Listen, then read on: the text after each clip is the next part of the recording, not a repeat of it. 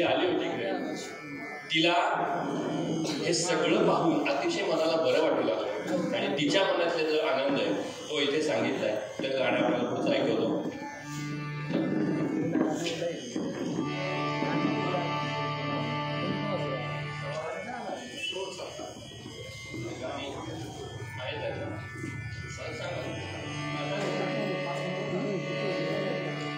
कसं आहे, एकदा काय झालं होतं, एक प्रोग्राम चालू होता. लक्ष देऊन ऐका, मी का आपण वेळ विचारला ते सांगतो, आठवलं म्हणून सांगतो, तेवढा जरा विषय वेगळा म्हणून तुम्हाला हसायला येतं म्हणून. एक प्रोग्राम चालू होता, सभा होती मोठी. भाषणासाठी एक जणांना बोलावलं होतं. त्यांचं भाषण सुरू झालं, ते संपेल झालं, लोक व्हायला लागले बोर. तेवढ्यात एक गावातला पैलवान माणूस उठला, त्याने एक मोठा सोटा काढला आणि तो आता समोर फेऱ्या मारायला लागला. ते भाषण करणारे डिस्टर्ब व्हायला लागले. त्यांनी शेवटी न नाव विचारलं, काय झालं, तुम्ही असं का फिरता येतं? नाही म्हणले, तुमचं चालू द्या, तुम्हाला काय नाही करणार, तुम्हाला ज्यांनी बोलवलंय ना त्याला शोधतोय म्हटलं. म्हणलं आप्पा अशी वेळ येऊ नये म्हणून म्हणलं, आप्पा किती वेळ करू सांगा, कारण अजून काही गाणी राहिलीत. पण मला खात्री आहे आजचा उत्सव आणि आजची माणसं ही मला फार सुंदर लाभलेली आहे. इथं कोणीही छोटा नाही पण लोटा, आणि तो पण प्रेमाने भरलेला घेऊन येतील याची खात्री आहे मला. त्यामुळे एकदा खरोखर तुमच्यासाठी पुन्हा एकदा जोरदार टाळ्या होऊन जाऊ दे. आणि माननीय आंबेडकरांच्या सौभाग्य अगदी स्वतः इथे आलेले आहेत आज. म्हणजे हे ना, या लोकांचं मला प्रेम वाटतं तुम्हा सगळ्या लोकांवर असलेलं, की ना एक कुटुंब इतकं छान आहे ना. म्हणजे मला खूप कार्यक्रम देतात म्हणून नाही म्हणते, त्यांच्या इतरही कार्यक्रमांना मी जात असतो. आता मला फक्त नामकरण विधीला येता आलं नाही आजी, कारण खूप लांब होतं. पण गावातल्या कार्यक्रमांना आवर्जून उपस्थिती लावणारं हे कुटुंब आहे. मग ते बघत नाही आपल्याला कुठे जायचंय, कशाला जायचंय, बोलावलंय आपण जाणार. आणि दादांना एवढी सुंदर साथ देणाऱ्या आमच्या वहिनी आहेत, त्यामुळे काय कायमच. बरं, त्या इतक्या प्रफुल्लित चेहऱ्याच्या असतात, मी जसं त्यांना आता जवळजवळ 10-12 वर्ष झाली ओळखतोय, की जसं पाहतोय मी त्यांना, ते कायम हसतमुख असतात. त्यामुळे दादांच्या चेहऱ्यावर कधी टेन्शन येतच नाही. ते म्हणतात त्याला घरी जाऊन येतो, घरी जाऊन आले की दादा बोल. इतके छान प्रफुल्लित चेहऱ्याचे असतात. आल्या मला त्यांना पाहिलं म्हटलं, चाल, हे माझी आई आल्यासारखं मला फील झालं एकदम. इतकं छान त्या हसल्या बघू. तर अशी सगळी माणसं आणि तुम्ही सगळी यांनी आज फार भरून येत आहे. फार सुंदर माहोल तुमच्यामुळे झाला आहे. तर ही सगळी कृपा संत रविदासांची आहे. आणि मला वाटतं ना की हे वास्तव्य आहे त्यांचं इथलं. तुम्ही हे जे इथे दरवर्षी सेवा करताय ना त्यांची, आप्पा, ही जी सेवा दरवर्षी करताय तुम्ही इथे, जी दरवर्षी सेवा करताय ना, त्याच्या मला अशा पॉझिटिव्ह वाईब्स येत आहेत. म्हणजे असं चांगल्या इच्छा निर्माण होतात आपोआप. या जागेत काहीतरी वेगळी मजा आहे असं जाणवत आहे. त्यामुळे इतकं छान चाललंय सगळं, आणि तुम्ही इतके हसतमुखाने सगळे ऐकताय ना, फार बरं वाटतंय खरोखर. तुम्हा सगळ्यांचे मनापासून आभार, सर्व श्रोत्यांचे विशेषतः.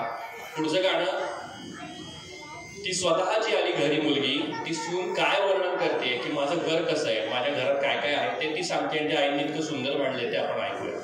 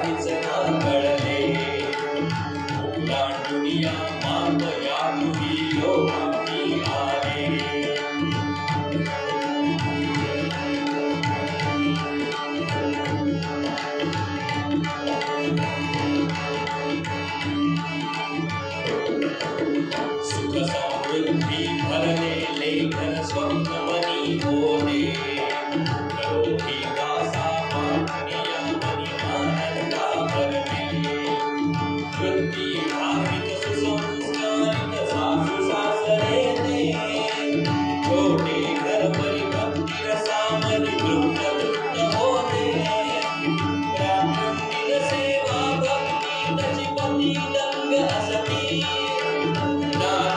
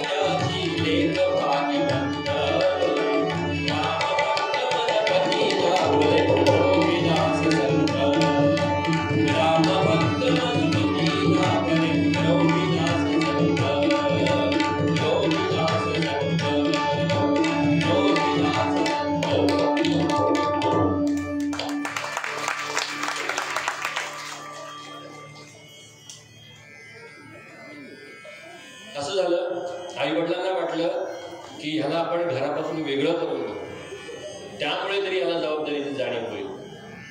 आणि त्यामुळे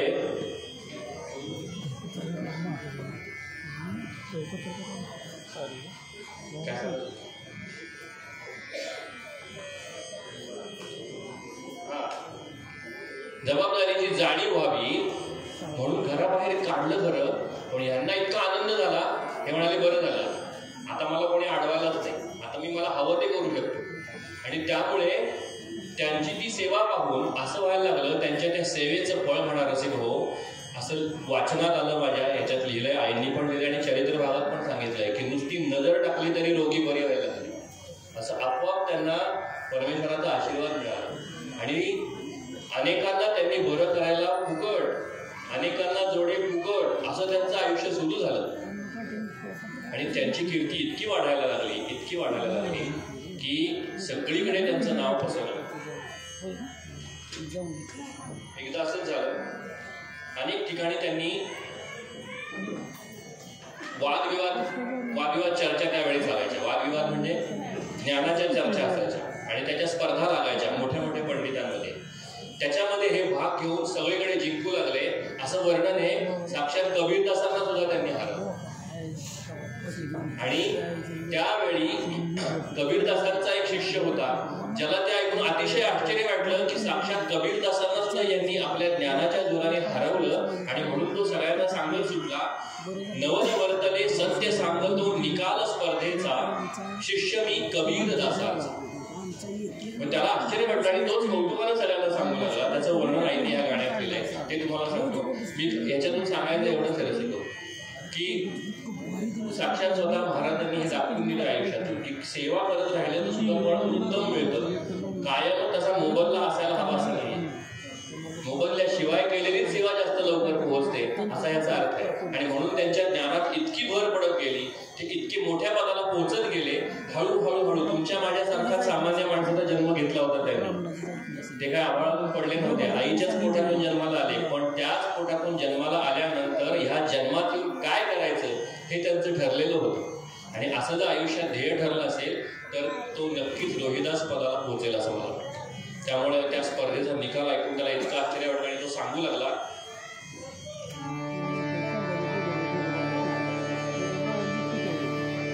नवल वर्गले सत्य सांगतो निकाल स्पर्धेचा, नवल वर्गले सत्य सांगतो निकाल स्पर्धेचा, शिष्य मी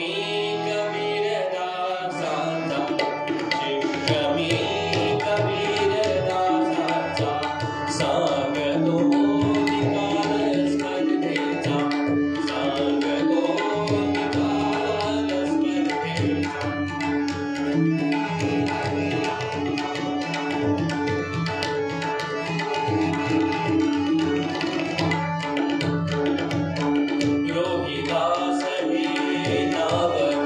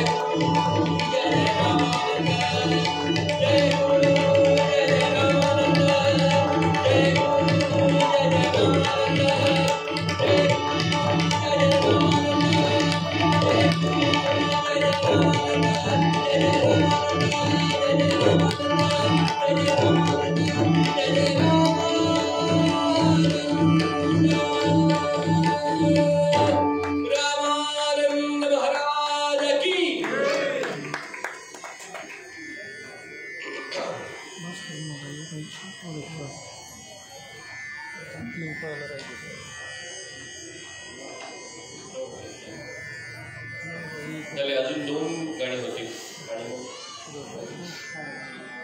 गाणी आईनी या पुस्तकात बरीच गाणी लिहिली. ते पुस्तक प्रकाशित पण झालं, पण त्यातली मोजकीच गाणी म्हणून निवडली, कारण सगळ्यात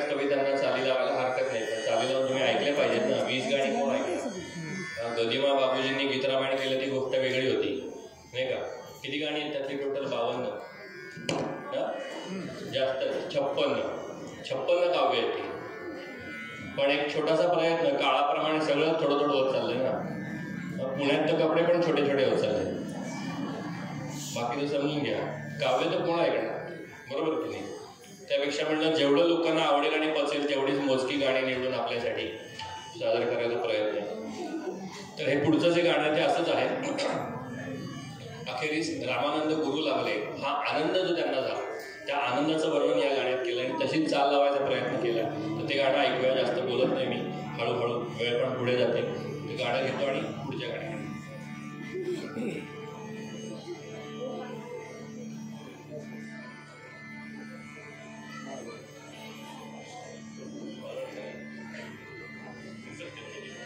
ओके, चलो रेडी.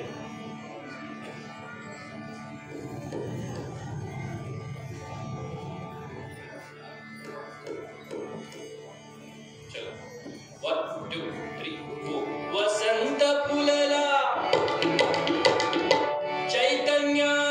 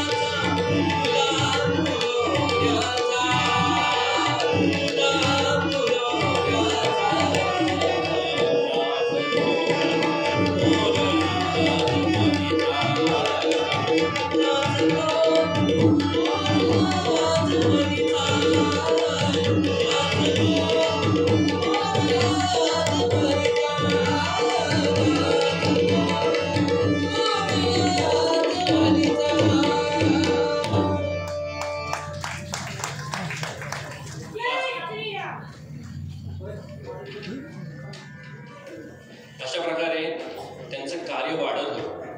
पण कितीही नाव झालं आणि कितीही त्यांच्या मनामध्ये कितीही विचार आले, कितीही मोठं पद प्राप्त झाले, तरी मनाची जी अवस्था होती जी परमेश्वर चरणामध्ये रमलेली होती.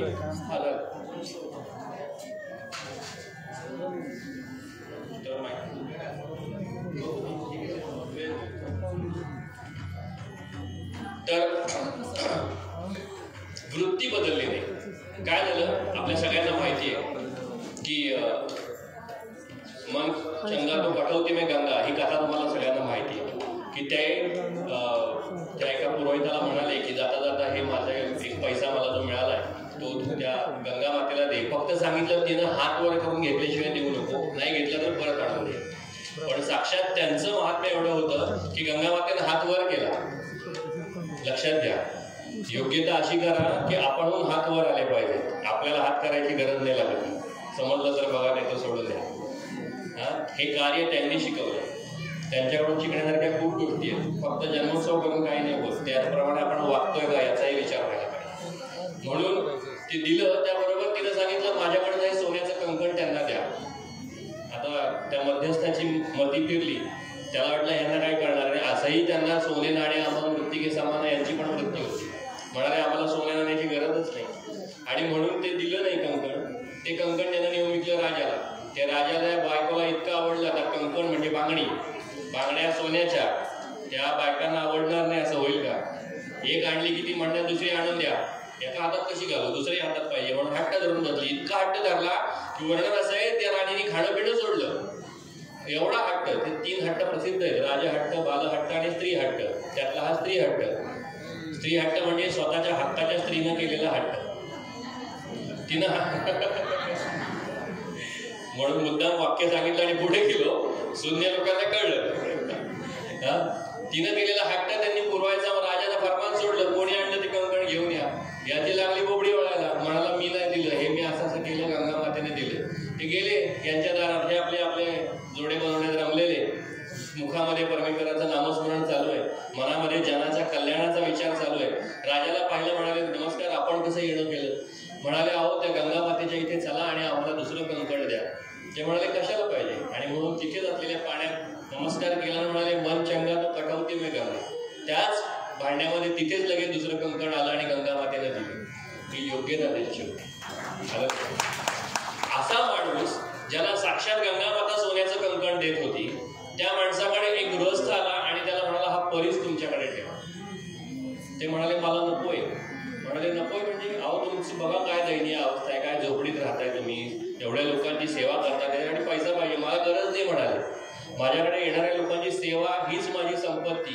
माझ्या मनामध्ये माझ्या मुखामध्ये परमेश्वराचं, रामाचं, देवाचं नाव हीच माझी संपत्ती. मला कशाची गरज नाही. माझं कर्म उत्तम आहे. मला तो परीस नको. विचार करा. सोनार घरी येऊन म्हणतोय मी तुम्हाला 1 तोळा सोनं देतो. 1 तोळा सोडा 5 ग्रॅम देतो असं सांगतात ज्वेलर्स दिवाळीत. तरी तिथे रांग लागते. आम्हाला लकी ड्रॉ मध्ये लागली आहे. आणि त्यात आता 50-50 हजार 2-2 लाखाचं सोनं खरेदी करून येतात. कुणालाच लागत नाही शेवटपर्यंत. बरोबर की नाही. इथं साक्षात परीस. परीस म्हणजे काय. जो लोखंडाला सुद्धा स्पर्श केला तर सोनं करतो त्याला म्हणतात परीस. आलं लक्षात. आणि गंमत अशी आहे लोखंडाचं ज्या सोनं झालं ते लोखंड दुसऱ्या लोखंडाला लावलं तर त्याचं सोनं होत नाही. पुन्हा परीसच आणावं लागतं. इतका तो परीस महत्वाचा आहे. हा देऊन गेले. म्हणाले नकोय मला. नाही म्हणाले राहू द्या. तर त्या सगळ्या कथेचं वर्णन आहे इतकं सुंदर लिहिलंय आणि त्याला चाल पण छान लागली जरा वेगळ्या प्रकारची. म्हणून तुम्हाला ऐकवतो आणि महाराजांच्या निर्वाण प्रसंगाकडे येतो. तर ती कथा ऐका. रेडी.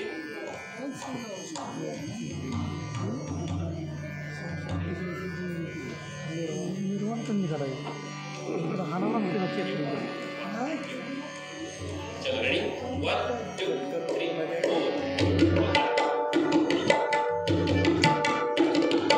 एक दिन कोणी संन्यासी तो दारी उभा राही. एक दिन कोणी संन्यासी तो दारी उभा राही.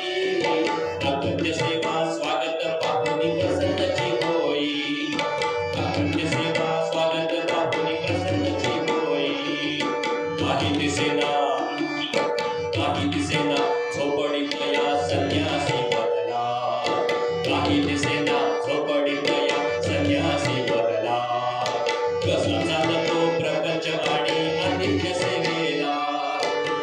चालतो प्रपंच आणि अनित्य सेवेला राम सद्गुरु नाम प्रभूचे नाम सद्गुरु नाम प्रभूचे संपत्ती माझी नाम सद्गुरु नाम प्रभूचे संपत्ती माझी गरिबी नाही श्रीमंती बाबा कृपाही रामाची गरिबी नाही श्रीमंती बाबा कृपाही रामाची पैसा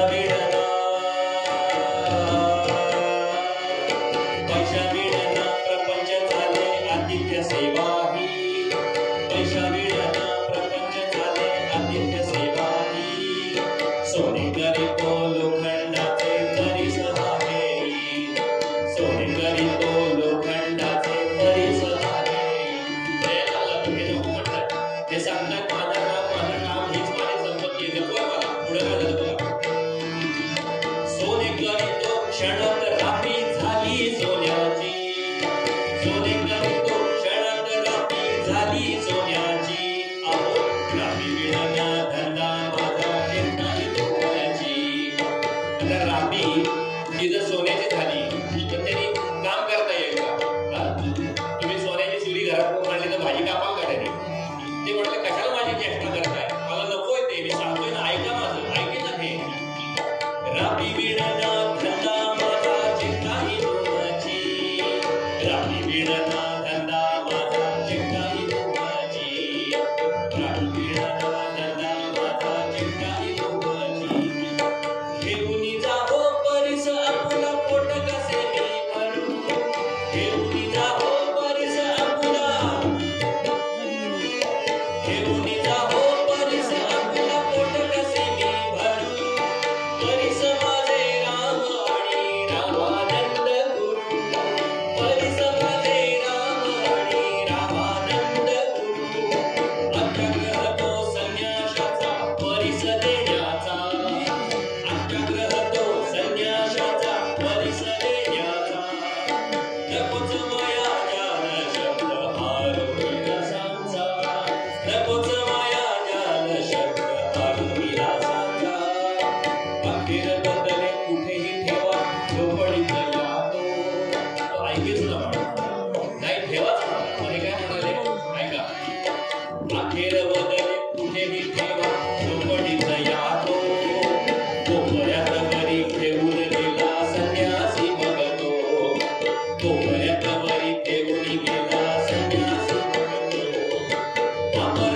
करी या परिसाचा तो सांगून या गेला वापर करी या परिसाचा तो सांगून या गेला 13 महिने उलटून गेले संन्यासी आला 13 महिने उलटून गेले संन्यासी आला तीच अवस्था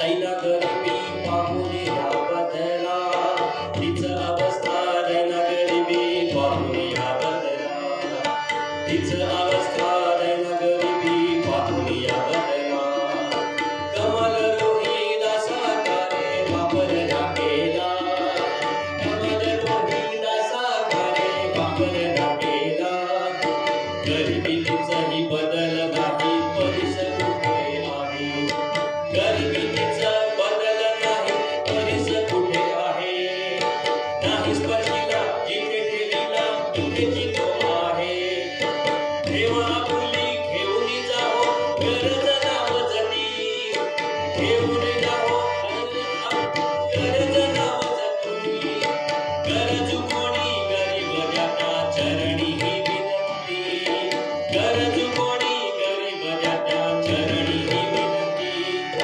निष्ठेने जो कर्म करीत या प्राप्ती रामाची निष्ठेने जो कर्म करीत या प्राप्ती रामाची परिसरूपी गुरुही मिळतो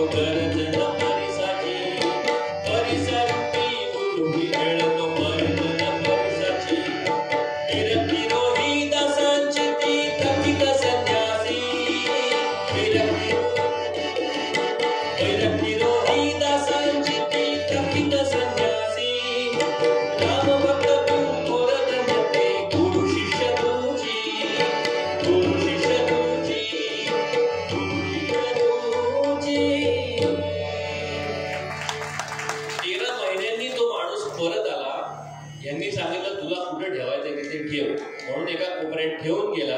13 महिन्यांनी तो माणूस आल्यावर काय झालं, 13 महिन्यांनी तो माणूस परत गेल्यावर त्याने पाहिलं तशीच पुन्हा अवस्था आहे, तेच सगळं. यांनी परिणाचा वापर पण केला नाही. म्हणाले कुठे ठेवलाय, म्हणाले जिथं ठेवून गेला तिथेच ठेवलाय, म्हणजे हात सुद्धा लावला नाही, बघायला सुद्धा गेले नाही त्याकडे. इतकी सुंदर विरक्ती पाहून तो संन्यासी थकीत झाला. त्यानं त्यांना नमस्कार केला आणि म्हणाला, तुमच्यासारखे गुरु आणि तुमच्यासारखे शिष्य हे या जगात परत होणे नाही, असं म्हणून तो निघून गेला.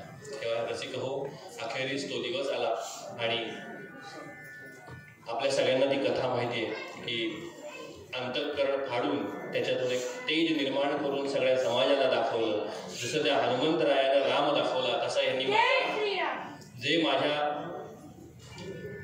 छातीत आहे तेज लपलेलं, ते तेज त्यांनी उघडून दाखवलं आणि ते सोन्याचं जोडवं पाहिलं आणि त्यांना इतकं आश्चर्य वाटलं. सगळ्यांनी त्यांना नमस्कार केला आणि अखेरीस त्यांनी आपल्या प्राणांचा तिथे अर्पण केलं. तेव्हा अशा प्रकारे निर्वाण या महान संतांचा रसिक हो, आजचा जो दिवस आहे त्या भक्तीमध्ये हरवून गेलाय. थोडं मी दचकलो त्यामुळे मी माफी मागतो, पण एकदम त्यांना अचानक आतून आवाज येतोय. तर हे सुद्धा भक्तीचे प्रकार आहेत, लक्षात घ्या.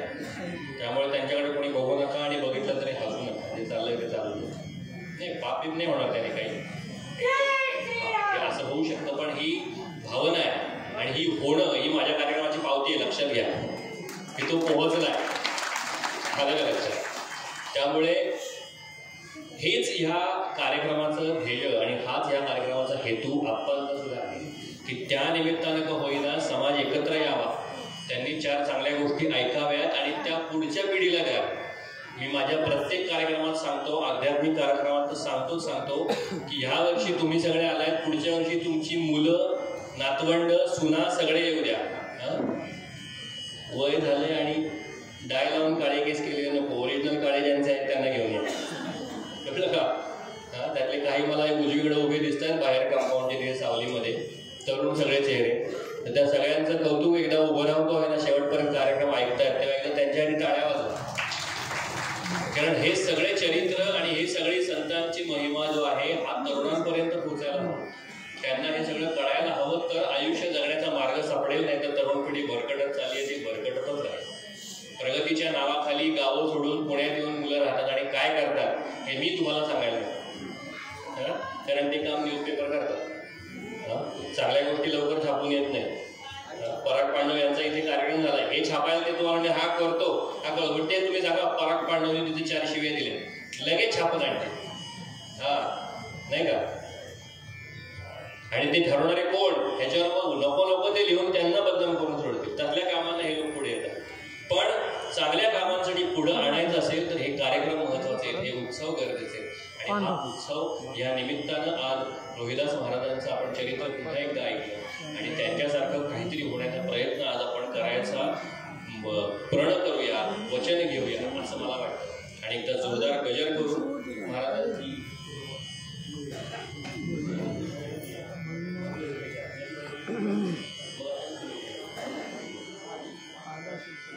तर आधी भैरवी राहिली, ती भैरवी फक्त घेतो, त्याच्यानंतर आपण फुलं उधळू आणि मग मी सामसे सरांकडे माईक देईल, पुढचा भाग ते सांगा.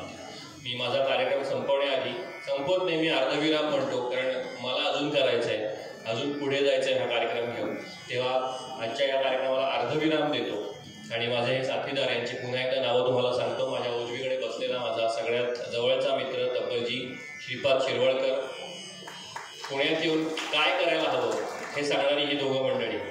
हा पुण्याचा नसून पुण्यात येऊन आज स्वतःचं नाव निर्माण करून आज तिथे PhD करतोय तबला या विषयामध्ये. त्यामुळे हे कौतुक आहे. आमच्या सगळ्यांमध्ये आज तोच लहान आहे, तो दिसतोय माझ्यापेक्षा मोठा पण लहान आहे. तर श्रीपाद शिरवळकर, पंडित रामदास पळसुले यांच्याकडे तो तबल्याचं शिक्षण घेतो आणि अनेक चांगल्या चांगल्या कलाकारांना तो तबल्याची साथ करतो. माझ्या मागे माझ्या उजवीकडे जो बसलाय आमचा विठ्ठलाचं रूप असलेला, कपाळावर चंदनाचा टिळा लावलेला आणि कायम स्मित हास्य चेहऱ्यावर असलेला, हास म्हणलं की हसतो, असा तो अतिशय मितभाषी आणि स्मित हास्य असलेला सारंग भांडवलकर. सारंग सुद्धा तबल्यामध्ये विशारद आहे. पुण्यात त्याचे तबल्याचे क्लासेस आहेत. तबला, पखवाज, ढोलक, ढोलकी आता नुकतंच आलेलं रिदम मशीन अशी आधुनिक वाद्य वाजवण्याचा प्रयत्न आणि वाजवण्याचे कार्यक्रम तो करत असतो. अनेक चांगल्या चांगल्या कलाकारांबरोबर तोही साथ करतो. माझ्या डाव्या हाताला जी बसली आहे की मी नेहमी म्हणतो की मी माझ्या कार्यक्रमात एकतरी महिला कार्यक्रमाला घेतो, कारण आजचं जग हे सांगतं की महिला मागे नाही येत लक्षात घ्या. तर आमची ही महिला फारच पुढे, आम्हा सगळ्यांच्या पुढे ती कार्याने आहे. आदिती गराडे. आदिती ही उत्तम हार्मोनियम वाजवते. आदिती सुद्धा आता हार्मोनियममध्ये PhD करते. पुण्यातला सगळ्यात मोठा सवाई गंधर्व महोत्सव ह्या वर्षी त्यात ती वाजवायला होती आणि तिथे चान्स मिळावा म्हणून भले भले फार प्रयत्न करतात. मी झालं माझं तर गेलं आता फार प्रयत्न करून, पण तिचा नंबर लगेच लागला. इतकी छान तिची कला आहे आणि पुण्यात असेल पुण्याबाहेर असेल अनेक मोठ्या कलाकारांबरोबर ती साथ केली आहे. झी युवा संगीत सम्राट जे पूर्वी सगळं पहिलं पर्व आलं होतं झी मराठीवर, त्याच्यात ती होती. अशी ती अतिशय हरहुन्नरी कलाकार आहे. ती स्वतः गाते, वाजवते आणि क्लासेस पण घेते. एका शाळेमध्ये ती शिक्षिका आहे. श्रीपाद मॉडर्न कॉलेजमध्ये तबल्यासाठी प्रोफेसर आहे. आणि मी स्वतः पराग पांडव, मी इंदापूरचाच आहे असं म्हणायला हरकत नाही, कारण इतक्या वेळा मी इंदापूरमध्ये आलो आणि माझं दुसरं घर इथे आहे. प्रदीपदादांचं घर आहे, माझंच घर आहे. त्यामुळे मी कधी हक्काने इथे येऊ शकतो आणि त्यांनी बोलवल्यावर मी नाही म्हणू शकत नाही. आज सुट्टी टाकून आलो मी तेवढ्यासाठी, नाही तर मी हल्ली बाहेरगावी जायला नाही म्हणतो, कारण सुट्टी परवडत नाही मला. बरं, त्या शाळेत पण दादांमुळेच लागलो मी. दादांनाच सांगितलं होतं. शेजारी सुप्रियाताईंचीच शाळा आहे, Pawar public school Nanded city, तिथे मी जॉब करतो. गेली 11 वर्ष तिथे मी संगीत शिक्षक म्हणून काम करतोय. मी स्वतः कीर्तन करतो, गातो. आता तुम्ही संगीतकार म्हणून माझं काम ऐकलं. ही सगळ्या गाण्यांना चाली मी लावल्या होत्या. असे अनेक अल्बम आम्ही केले दोघांनी. आणि तबलाही वाजवतो अधूनमधून. कीर्तनासाठी मला सेंट्रल गव्हर्नमेंटची स्कॉलरशिप होती. महाराष्ट्रातला दुसरा विद्यार्थी मी आहे. नारदीय कीर्तन आम्ही करतो. असं अनेक गोष्टी करत करत सांभाळत आमचं आयुष्य आनंदाने जगतोय. अध्यात्मामध्ये प्रगती करण्याचा प्रयत्न आम्हा सगळ्यांचा आहे. कलेच्या बरोबरीनं अध्यात्म असेल तर त्याला नक्कीच यशप्राप्ती होते असा माझा एक स्वतःचा विश्वास आहे. आणि त्यामुळे ही सगळी मंडळी अशा कार्यक्रमांना आवर्जून येतात. आज आम्ही म्हटलं तसं श्रीपाद सुद्धा त्याचा कॉलेजला सुट्टी घेऊन, आदिती शाळेला सुट्टी घेऊन, असं आम्ही आज ठरवून आलो. आणि ह्या सगळ्याचं कारण आप्पांचं फोनवर बोलणं इतकं सुंदर होतं ना, मला फोटो पाठवून त्यांनी 2दा मेसेज केला आणि मी रिप्लायच करू शकलो नाही. शेवटी त्यांनी अहो पाठवा की, हा त्यांचा आवाज मेसेजमध्ये आला. तेव्हा मला लक्षात आलं की अतिशय मितभाषी आणि अतिशय गोड व्यक्तिमत्व आपल्याला भेटणार आहे. तर एकदा आप्पांसाठी जोरदार टाळ्या. आप्पांनी या कार्यक्रमाची आम्हाला संधी दिली आणि हे सगळं घडवून आणलं. ह्याचं एकमेव कारण आहे प्रतिभाताई गराडे. कारण त्यांनी जर काव्य पाहिली नसती, लिहिली नसती तर मी चाली लावल्या नसत्या. मी चाली लावल्या नसत्या तर आप्पांनी मला बोलवत नसतं. म्हणजे हे सगळी लिंक तिथून आली आहे. बरं, ही कशी आहे की आईंना हे लिहावंसं वाटलं, त्यांनी लिहिलं की मुलगा म्हणजे रामाचा अवतार आहे. मग आईने लिहिलंय कळलं की लगेच पुस्तक काढून रिकामे होत जाते. जास्त जग आई करायचं पुस्तक करा प्रकाशित. इतकं मी सहज घरात कार्य करणारी मुलं फार कमी आहेत पाहायला. लक्षात घ्या, आईची सेवा काय असावी यापेक्षा वेगळी काय. आज ते नाही आहेत. मला 2दा फोन केला, पराग आई येते, आईला आवडेल असं गाणी म्हटलं दादा मी प्रयत्न करतो, आईंना आवडतं माझं गाणं. तर इतका सुंदर मुलगा त्यांना लाभलाय. कार्यानं मोठा असलेला पण पाय कायम जमिनीवर असलेला असं व्यक्तिमत्व आहे प्रदीपदादा गारडकर असं मला वाटतं. ह्या सगळ्यांच्या प्रेमाने आम्ही सगळे आज इथे येऊ शकलो. तेव्हा या सगळ्या रोहिदास संभार समितीचे, इथल्या सगळ्या कार्यकर्त्यांचे कोणी राग मानू नका. आप्पा करतोय मी, कारण कॉन्टॅक्टमध्ये ते होते. बाकीचे म्हणले आम्ही काय नुसतेच आहेत का, तर असं नाही आहे. तुम्ही सगळे आहात म्हणून ते पुढे येऊन काहीतरी करू शकतात. तुम्ही जर आधार नाही दिलात तर ते काही करू शकणार नाही. तेव्हा आप्पा आणि त्यांच्याबरोबर ते सगळे कार्यकारी आज आमचे सर इतके सुंदर निवेदन करतायत. त्यांचंही ज्ञान त्यांनी सुरुवातीलाच आम्हाला दाखवली झलक की बराच अभ्यास त्यांचा आहे, म्हणूनच ते माईक हातात घेऊन बोलू शकतात. तर इतकं सुंदर सामसे सरांनी पण ओळख आमची करून दिली, सुरुवातीला विषयाची उघडणी करून दिली. तेव्हा सरांनी मनापासून आभार. भैरवी घेतो आणि आमचा विराम घेऊन माझा कार्यक्रम इथे थांबवतो.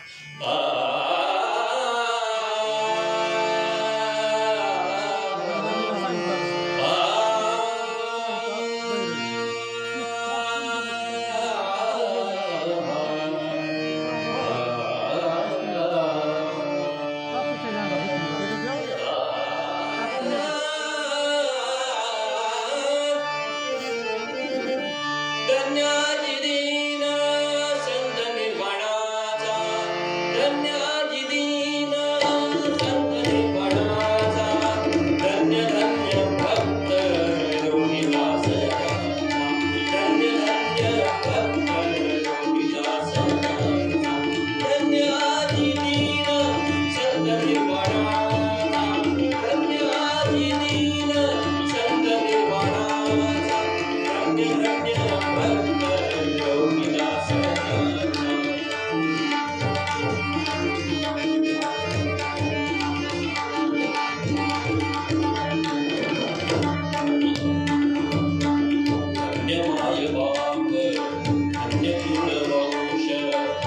धन्य रोहिदास सत्यवाचा उद्धरिला वंश उद्धरिले दीन साधू संत जन आश्रय ज्ञानचा कर्मकांड वेद उच्च नीच जाती कर्मठांचा नीती मार्ग विनोदाचा समाजातील हित सेवाभावी संत कर्म धर्म भक्ती उपदेश साचा वादविवाद विद्वजन संत वादविवाद विद्वजन संत सांगताती तेथा तत्त्ववाचा सांगताती तेथा तत्त्ववाचा धन्याची दीन संत निर्वाणाचा धन्याची दीन संत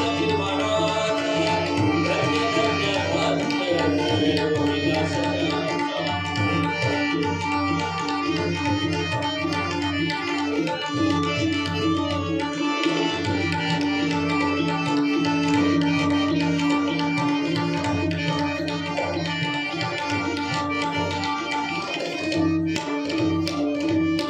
नमामि ईश्वर जाति वंश धर्म नमामि ईश्वर जाति वंश धर्म करावे सत्कर्म धाम राजा अंतरी बाहेरी ईश्वर तो आहे हृदय पाडुनिया आहे जोड जाणल्याचा स्वर्ण किरण तेजा अद्भुत ते कीरे रामपदी विसावले संत रोहिदास पादुका देखोनी त्यातील सर्व